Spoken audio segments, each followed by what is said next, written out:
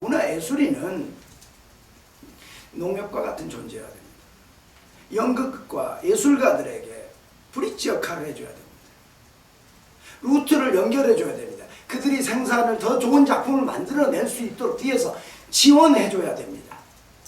예술작품을 길러내도록 지원하고 간섭하지 않는 것, 그것이 문화예술입니다. 저는 문화예술이랑 소통하고 대화하겠습니다. 당선되면 아까 말씀드렸지만 첫 번째로 문화예술에 방문해서 위원장님이 차 한잔 주면 이 얘기를 허심탄회하게 얘기하고 싶습니다. 무엇이 문제인지, 예술이 범주를 어디까지 보고 계신지, 그리고 우리가 어디까지 활동해줬으면 좋겠는지, 거기 따라가겠다는 건 아닙니다. 아까 말씀하신 것처럼 서로가 대화하고 갭의 차이가 있다면 좁혀야 되겠지요. 만나겠습니다. 첫 번째로 만나겠습니다. 그래서 우리 연극인들이 농협을 믿고 저축하고 미래를 기약하는 것처럼 우리가 문화예술을 믿고 이날의 문화융성을 기대할 수 있게끔 같이 가고 싶습니다. 상생하고 싶습니다. 기다리십시오.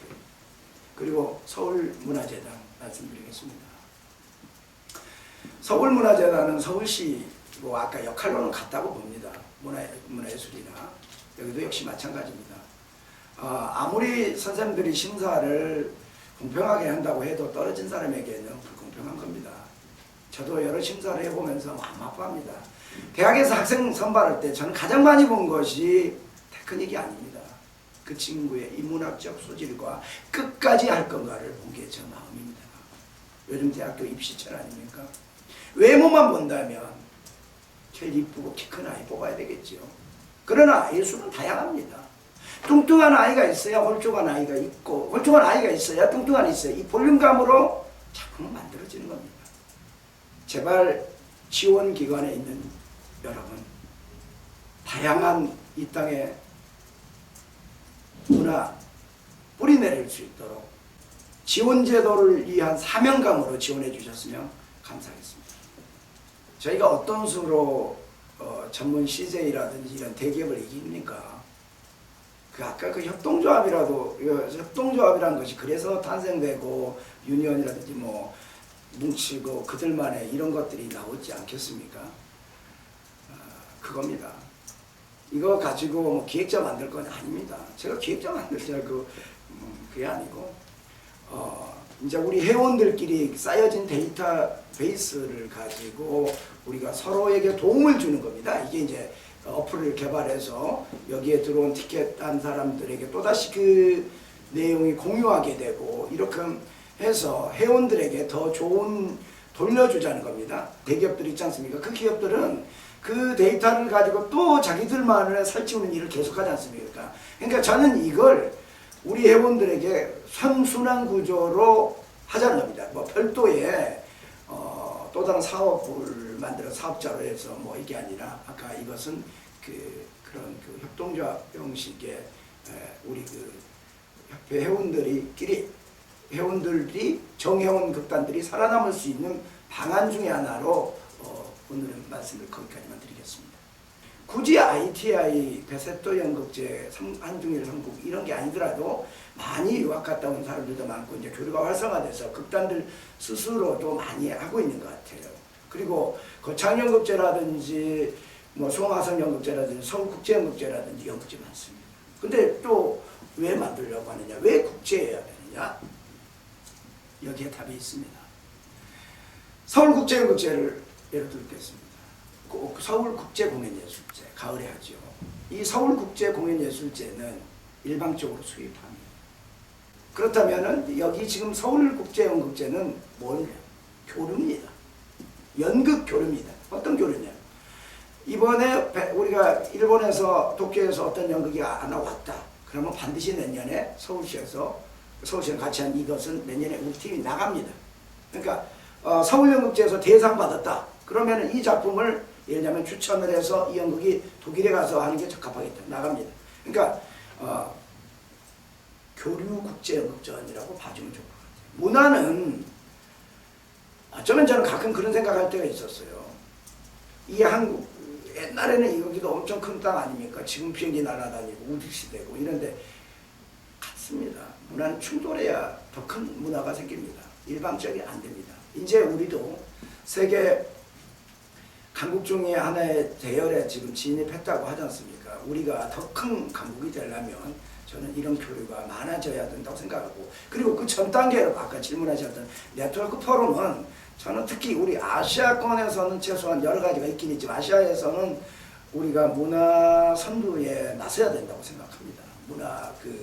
특히 이 포럼이라고 하는 것은 이 포럼 속에서 다양한 형태의 가능성을 대화로 탐색을 하고 그 안에서 화두를 만들어내고, 그래서 그것을 또 서울국제연극제를 더 큰 걸로 키워가는 거죠. 지금은 서울국제연극제가 초반부고 지난 집행부에서 박장렬 회장이 이제 그 추진을 말개시켰고, 이건 저희가 3대 부회장 때부터 저는 늘 제 마음속에 서울연극제는, 서울국제연극제는 최소한 저는 부산국제영화제보다 더 큰 연극제가 돼야 된다. 왜?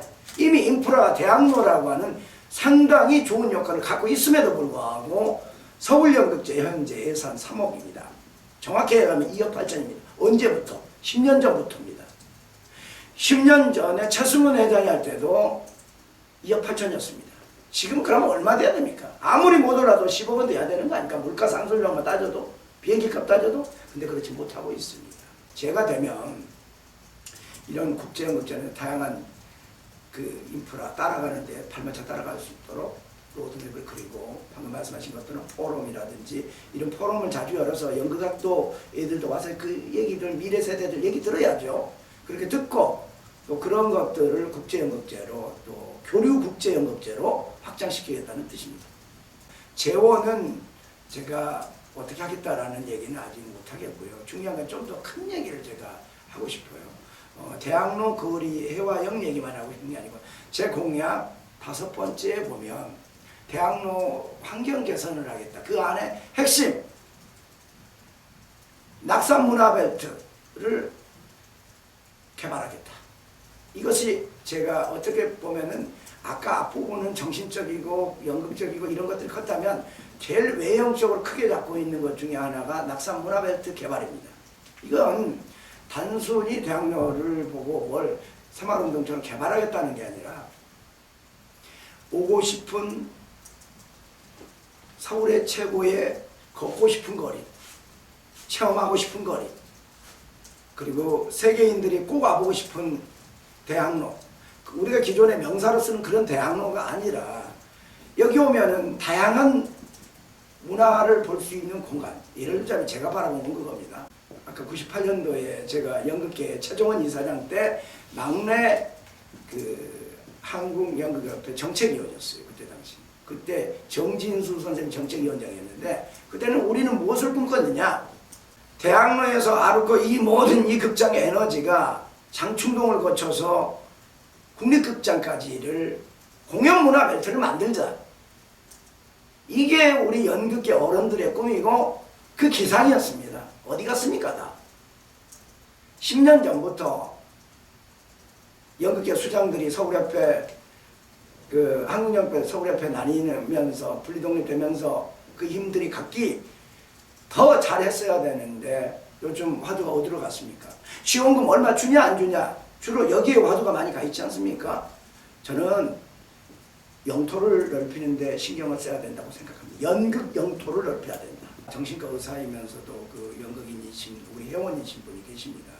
그분께서 어느 날 만나서 저한테 이제 이런 건 어떨까 하는 제안을 하셨습니다. 정신건강 전문 연극 강사라는 제도를 한번 만들어 봤으면 좋겠다. 그리고 그걸 이미 당신이 그 실험을 하고 있다라는 얘기를 하더라고요. 그러니까 정신건강학회와 우리 서울협회가 같이 이거 만들어가는 겁니다. 그러니까 예를 들자면 요즘 이제 고령 인구도 되고 그 산업사회 속에서 어떤 소외된 인간, 한마디로 그 정신적인 피로감이 많고 뭐 병이라고 하면 너무 충격적이니까요. 그래서 이 정신건강이 굉장히 중요한 하도로 떠올랐어요. 그러니까 정신건강연극제라는 게 지금 있습니다. 그래서 정신건강학회랑 이것을 같이 만들어서 그 같이 그러니까 이렇게 만드는 거죠. 연극 지금 거기서 요구하는 것은 대학 졸업한 친구들이 바로 한다는 게 아니라 일정한 연극 경험이 있는 사람들을 정신건강연극학회에서 이들을 훈련을 시키고 우리는 또 반대쪽으로 그쪽에 이제 그 간호사들을 연극 교육을 시켜서 서로 상호 연극 교육을 시킨 다음에 그들에게 이제 자격증 제도를 부여를 하는 겁니다. 그래서 서울만 해도 제가 그 듣기로는 약센터가 굉장히 많은 걸로 알고 있고 그래서 서울에 빠른 시간 안에 이게 투여할 수 있는 게 한 237개로 제가 브리핑을 받았어요. 그것은 현재 연세대학교하고 실질적으로 지금 연구가 진행되고 있는 그 학회하고 진행되고 있는 일입니다.